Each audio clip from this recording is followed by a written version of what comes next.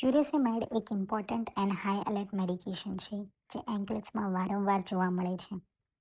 ફ્યુરેસેમાઇડ એક loop diuretic medication છે અને એને વોટર પિલ પણ કહેવામાં આવે છે.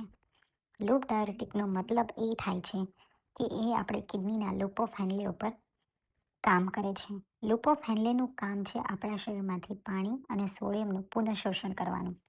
અને આ પુનઃશોષણને લીધે આપણા શરીરમાં ઇલેક્ટ્રોલાઇટનું બેલેન્સ અને વોલ્યુમ જળવાઈ રહે છે.